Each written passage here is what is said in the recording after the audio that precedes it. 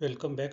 Last video में हमने ये देखा था कि किस तरीके से हम लोग डिज़ाइन टेबल को बना सकते हैं इन assembly file use with auto create mode, जिसमें हमने पहले ही यहाँ पे कुछ इंस्टेंसेस बना के रखे थे।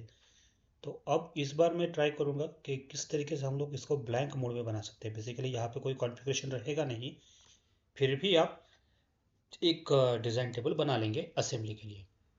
तो अभी आप देख रहे हैं जैसे हम लोगों ने ये तीनों पार्ट्स बना के रखे हैं, ये अपने डिफ़ॉल्ट वाले कॉन्फ़िगरेशन में है। तो अब हम इनके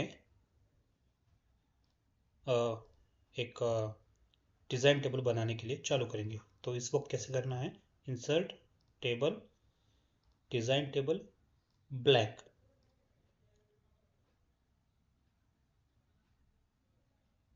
तो ब्लैंक वाले डिज़ाइन टेबल में ले रहा हूँ। टेबल एक तैयार हो चुका है।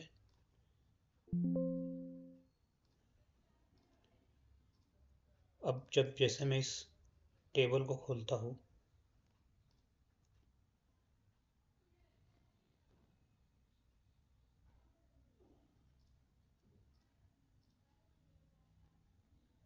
तो ये टेबल इस तरीके से खुल जाता है।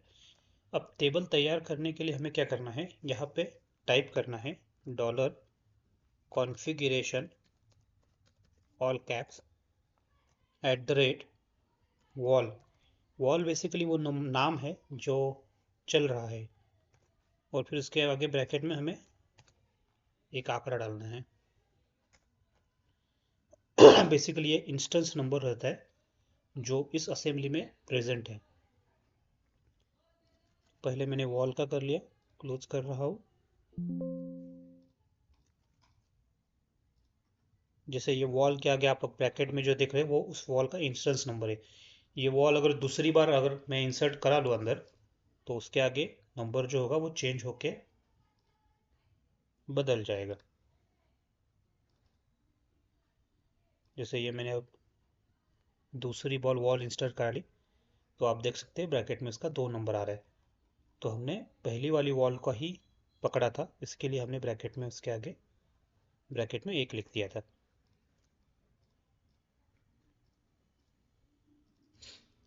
अब वापस से खोलते हैं, जैसे हमने वॉल के लिए किया वैसे अब हम लोग पिन और हुक के लिए भी करके रखते हैं।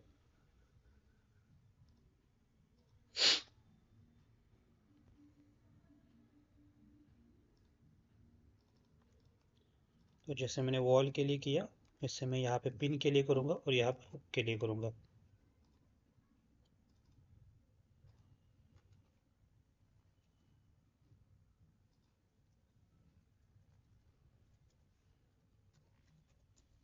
ये पिन हुआ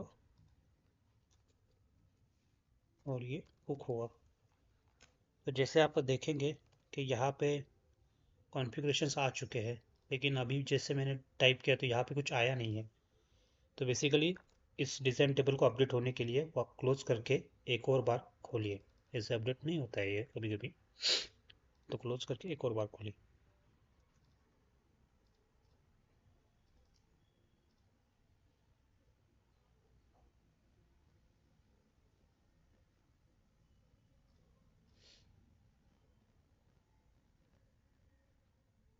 तो जैसे ही मैंने क्लोज करके एक बार खोल लिया, तो आप यहाँ पे देख सकते हैं अपने आप से ये टेबल अपडेट हो चुका है।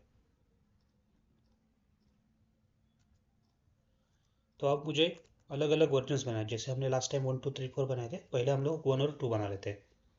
यहाँ पे मुझे 1 और यहाँ पे 2 बनाना है।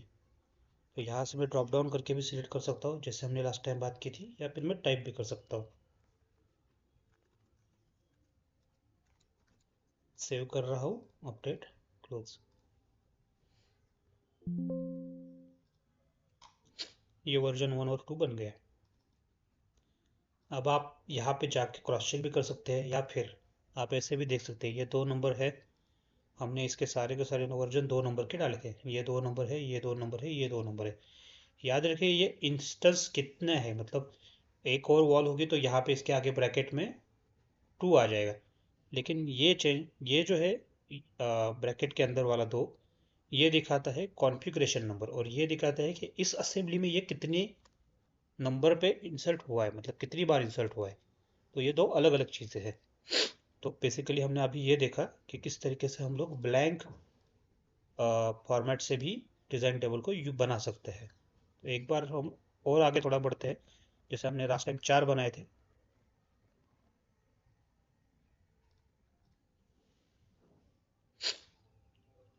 अभी मैंने सिर्फ 2 ही बनाए हैं। एक और बना लेता हूँ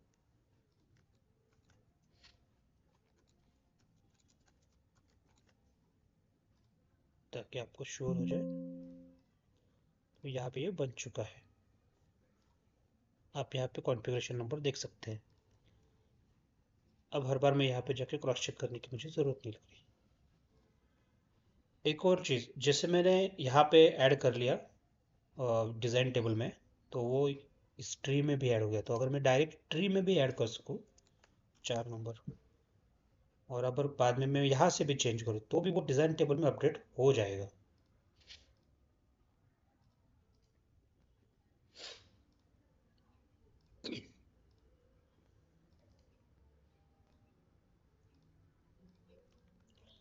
तो हमने ये देखा, बेसिकली अपडेट करने के लिए आपको एक बीच में एक स्टेप करनी पड़ेगी।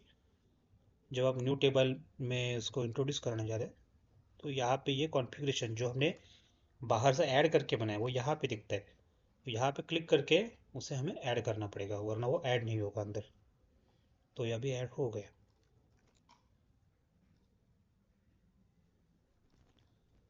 सो बेसिकली अभी हमने लास्ट के वीडियो में और इस वीडियो में बना मिलके ये देखा कि डिज़ाइन टेबल कैसे तैयार किया जाए असेंबलीज में। अब एक इंट्रोडक्शन देख के रखता हूँ आगे का। देखिए, जैसे हमने अभी कॉन्फ़िगरेशन का काम किया, वैसे बहुत सारा ऑप्शंस हमारे पास सॉलिडवर्क्स में अवेलेबल है। बहुत ज़्यादा तो नहीं है, लेकिन काफ़ी काम के ऑप्शंस अवेलेबल है। तो वो ढूंढेंगे कैसे आप? अगर आप ढूंढने जाओगे कहीं पे तो आपको ऐसे मिलेगा नहीं। तो क्या करना है, यहाँ पे एक गलती जानबूझ के करनी है। कॉन्फ़िगरेशन का एन उड़ा देता हूँ और इसको सेव करता हूँ,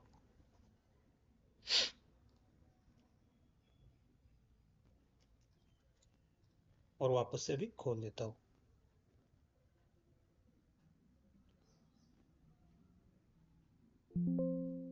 तो जैसे ही आपने गलती की थी, तो ये यहाँ पे एक एरर आ रहा है, column heading contains invalid keyword.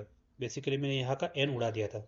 तो ये वैलिड कीवर्ड्स की आपको लिस्ट मिल रही है, जिसको आप डिज़ाइन टेबल में पुट कर सकते हैं और उसके द्वारा आप काम कर सकते हैं। तो इस कीवर्ड्स की आप एक स्क्रीनशॉट मार के अपने पास रख लीजिए। ज़्यादा से ज़्यादा आपको मतलब कौन से अवेलेबल है कीवर्ड्स, ये सारी चीज़ें आपको यहाँ पे मिल जाएगी। इनमें से ज़्यादातर आपके यूज़ होंगे कॉन्फ़िगरेशन, स्टेट, और आई थिंक कॉन्फ़िगरेशन और स्टेट यही ज़्यादातर यूज़ होंगे। ये प्रॉपर्टीज़ वगैरह जो है वो चीज़ें आपको मैं बाद में बताऊंगा, ये एक अलग चीज़ है। ये हम लोग ऑलरेडी कवर कर चुके हैं एक्चुअली पार्ट लेवल पे। तो जैसे प्रॉपर्टीज़ पार्ट लेवल पे कैसे ऐड होती है, ये भी हम लोग पहले कर चुके हैं कवर। तो स्टेट और कॉन्फ़िगरेशन यही आपका ज़्यादातर यूज़ होगा।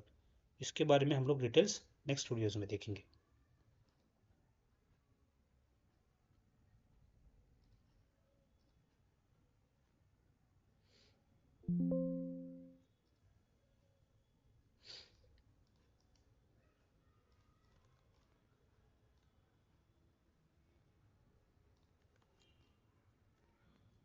This is all for today.